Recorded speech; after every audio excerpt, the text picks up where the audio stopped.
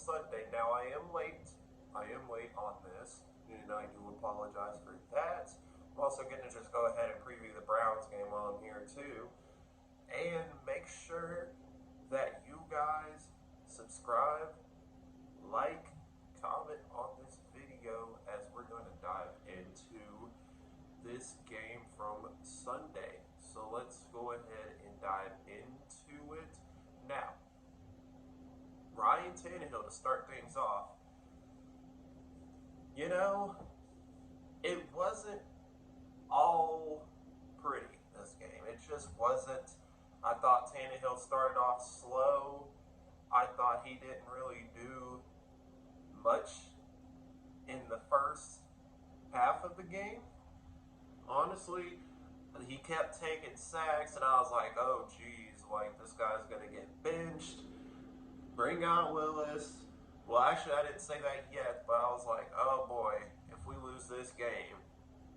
Now, the offensive line, we did not have Peter Skoronski this game. He was out with an illness. I forgot what it was exactly, but it's something that's been bothering him for a minute, so he had to get something removed, so I guess he'll be out for the next few weeks.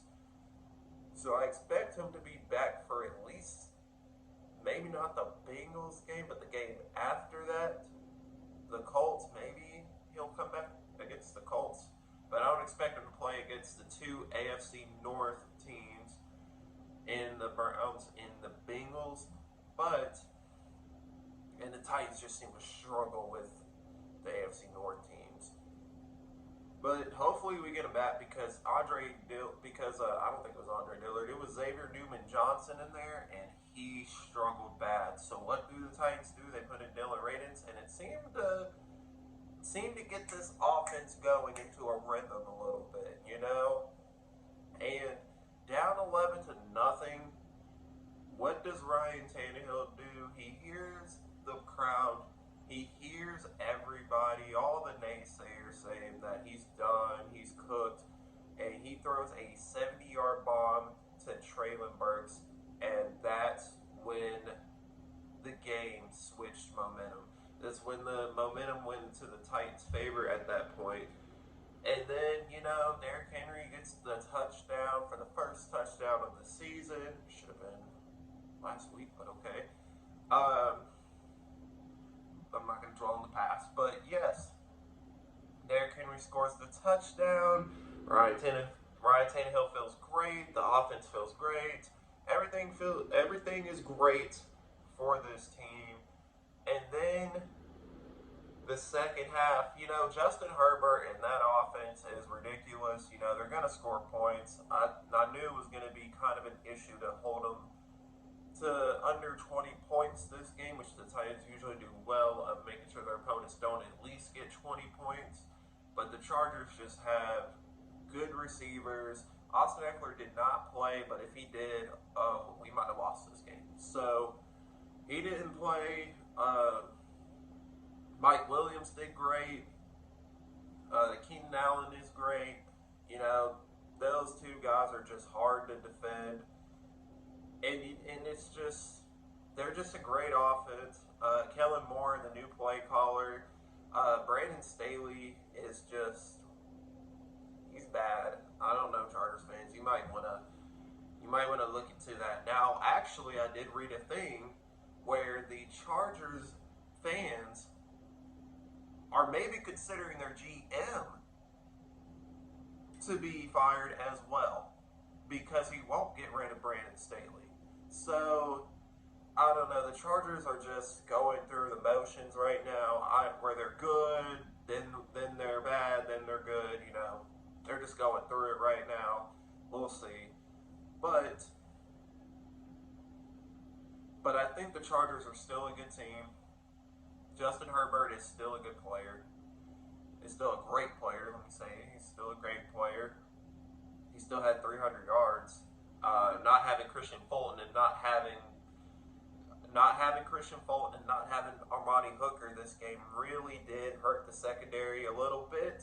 They targeted Trey Avery a lot because Trey Avery he's too small, and you're going up against 6'5", 6'6" receivers, and Keenan Allen and Mike Williams. Good luck with that. And I don't even think that Trey Avery is even 6 foot. I think he's like what, 5'8", 5'7", something like that. He's pretty small for a corner. So I thought Roger McCreary played well. Jeffrey Simmons, that's my dog. Thank you for re-signing him. He is a beast. He is a monster. Very slept-on player. He is definitely a top 3 defensive tackle in this league. Danico Autry did well. I thought Azeez Al-Shir, he needs to chill a little bit because this guy just, I think at times he just plays too reckless, where he's going to cost the team a game because of his actions. So he's got to chill. You know, last week the Derek Carr thing, and then this week I think he drew another penalty. Jeffrey Simmons, you know, he got tripped, so he ended up hitting Justin Herbert in the face, which caused another penalty.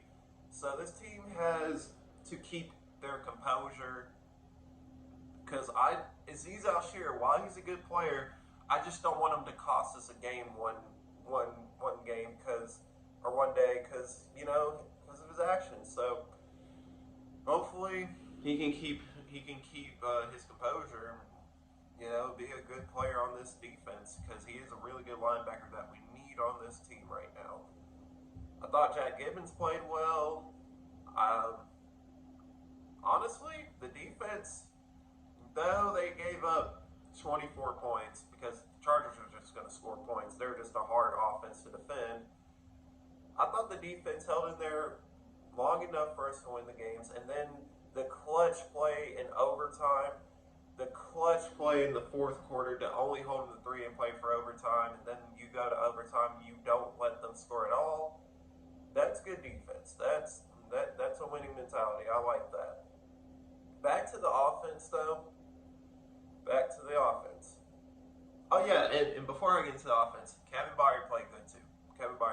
And Sean Murphy-Button, they played pretty good. So, solid performance from the defense.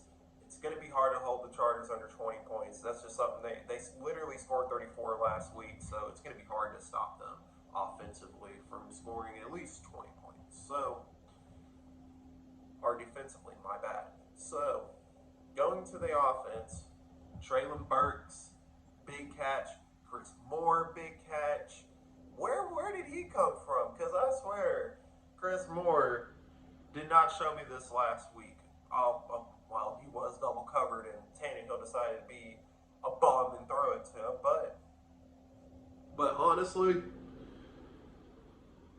Chris Moore is actually a really good wide receiver, 3 or 4, or wherever he is on this roster. I'd say 3. NWI is 4. Shout out to NWI for the touchdown catch as well. Ryan Tannehill ran in one. That was nice to see. And I think that this team needs to get more into a rhythm. The offensive line has got to be better, though. The offensive line has got to be better.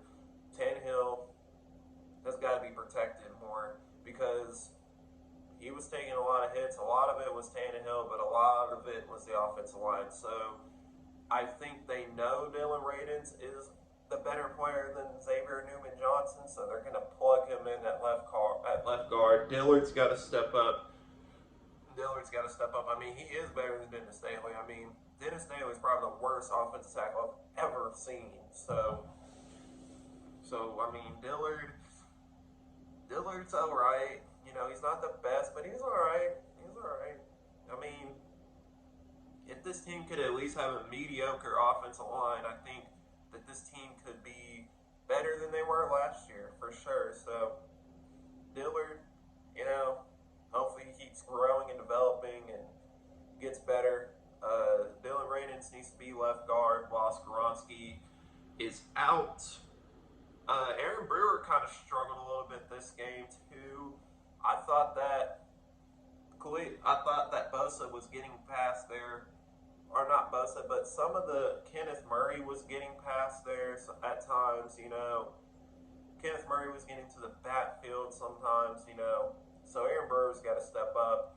The offensive line as a whole, the right side is actually probably the best part of this offensive line is the right side. I never thought the right side was the issue, even last year. I thought the right side did pretty well last year. I just think that the left side has just always been an issue for this team, which is why you go get Skoronski in the first round, because this team definitely needs help on that left side. That left side is the weakest part of our offensive line. So, the offensive line has got to be better. But other than that, as long as they practice and they get better, we should be fine. And Nick Westbrook-Aquino, like I said, got a touchdown, which was nice. And Tajay Spears played pretty well. I'm not going to lie. This guy is definitely really nice out there. And they were talking about him maybe getting more touches. And after the Nick Chubb injury, which I will preview in a second for the Browns and the Titans game, which is next week not next week, but this Sunday in Cleveland, Ohio. So, preview that in a second. But this Tajay Spears, man, there's something about him that a lot of people are sleeping on. But I even said to people that, hey, this guy was killing USC in the Cotton Bowl. So, he's a really good talent. He's a very talented running back. He can also be a receiving back. And it's really nice, especially that's a good draft pick, because you look at the league now, not a lot of teams nowadays are just running the football. You see a lot more receiving backs. So to go get Tajay Spears in the third round, when all the other teams are sleeping on him, is really nice. I like that. That is a nice draft pick, and I always thought Tajay Spears was going to be something special for this team. He is a hidden gem. This guy is just nice out there. This guy is nice. We have to get him the ball more. I know Derrick Henry is not getting the ball as much, but there is a reason for that, and it's because of the Nick Chubb injury from Monday night. So, honestly, not giving the ball to Derrick Henry a lot actually helps this team. And Derrick Henry's going to be more fresh. He's going to be more ready to go. So that's why they're not using Derrick Henry as much, because of the scheme that Tim Kelly is running offensively, is making sure that Tajay Spears is getting more touches, which is nice. Because now, at least we don't seem like a team that's always going to rely on Derrick Henry this year. As long as our receivers stay healthy, we should be fine. And I don't know if I mentioned this, but Hopkins, clutch catch, very clutch. That was very, very clutch. In overtime, he was limited this game with an ankle injury, which is smart because you don't want to force him out there. But he did make plays. He got us some first downs, and he came up with a clutch catch at the end to set up a Nick Folk game-winning kick. And do we have a kicker in Nashville, guys? I don't know if I'm ready to say that yet. I know Nick Folk is, 6 for 6 now? Or maybe 7 for 7? Is he 6 for 6 or 7 for 7? I can't remember off the top of my head. But the guy is doing very, very well right now. He's doing very, very well. And I don't think the Titans have had a consistent kicker like this in a while. So it's nice to see him out there making some clutch plays himself by hitting the game-winning field goal in the rain. It started to rain. The winds were starting to get stronger out there, and Nick Folk just wasn't fazed by it at all. So, great kick, great stuff, great game, Titans. Now, the question is, can Ryan Tannehill keep this up? I don't know if I'm ready to say it, because I know in the season, Tannehill's going to have his great games, and he's going to have his bad games. That's just Ryan Tannehill. And every quarterback goes through. Josh Allen had a bad game last week, but he bounced back this week. So, it's unrealistic to say that Ryan Tannehill can keep this up, because he's going to struggle at times. And I'm just not ready to hop on the Tannehill train just yet. And I can't just yet. All because he had one good game. I can't do that yet. I'm sorry. I just don't trust him. That's the problem. I just don't trust him. I tighten up, whatever, but I don't trust him to get it done when it matters most. I just don't trust him. But moving on to the Browns game. So Monday night, we all seen it. Nick Chubb is done for the season. His knee, I saw a picture of it, and I was like, oh, yeah, he's done. But looking at his knee, I'm one of those people that are like, because I'm a Vols fan too, and when they played Georgia here in Knoxville back in 2015, he did the same thing to his knee, where it bit that and it just looked disgusting. It was bad. It is bad. And I'm one of those people where it's like, okay, he's 28 years old. Usually around this time, running backs start to maybe not fade, but they start to, be a little on the decline, just a little bit, maybe lose their step. And then by the time they hit 30, then it's like they're looking around at teams because their services are just not needed for 1,500-yard seasons and stuff like that. But you look at the running back position. You wonder why these guys don't get paid. Well, they don't get paid because of that. Nick Chubb's injury is the reason why running backs don't get paid in this league. A one-man offense is just not going to get it done in this NFL. You have to have talent around you to win. You just do. Hell, Mahomes might be the only guy who can be a one-man show and win you a championship. Because although he has Kelsey, he can still make some plays here and there. Although they are struggling right now. They need to figure it out. And I'm sure they will. But honestly, man, the running back position, Saquon Barkley's hurt again. Who is surprised? Honestly, this guy, I don't know if I can say he's a bust because the guy has had productive years. But man, this guy just cannot stay healthy. And that's why the Giants didn't pay him, which was smart. It's smart not to pay your running back in their second contract. You don't pay your running back that because of Nick Chubb last night and because of guys like Saquon Barkley who just cannot stay healthy and they're literally costing you money when you could have got some more talent around you. So that's why I'm like, yeah, that's why the running backs don't get paid. That's exactly why they don't get paid. Christian McCaffrey, got traded, and he's a really good receiving back. So, and he's a good runner, but he's also a really good receiving back. So great. So but at the end of the day, the running backs are not going to get paid in their second contract. They're just not. That's just the reality of it. The NFL is going to the passing game now. It's a passing league. It just is. It's a passing league. But let's preview this Browns and Titans game that's happening on Sunday in Cleveland. So, Deshaun Watson struggled. TJ Watt is a monster, and I'm scared to kind of go up against him this year because guess who's blocking him? Probably Andre Dillard. Yeah. So, honestly, not looking forward to that matchup. But we're looking forward to this matchup. This should be a W. And the reason why is because Deshaun Watson has struggled. The Browns don't really have good receivers other than Amari Cooper. And I think having Bolton Hooker back this week, you could play a lot of man coverage on him. The Browns just do not have the best receiving core in the NFL. They just don't. They don't. I even think the Titans have a better receiving room than the Browns. So, honestly, go after Deshaun Watson, pressure him, blitz him, do whatever. Because the guy is going to make mistakes, but you have to force him to make mistakes. Let them ride off of Deshaun Watson to take over the game because as long as our defense gets there, as long as our pass rush gets there, we should be fine. But I am scared of this game offensively. Denzel Ward is one of the best corners in the NFL.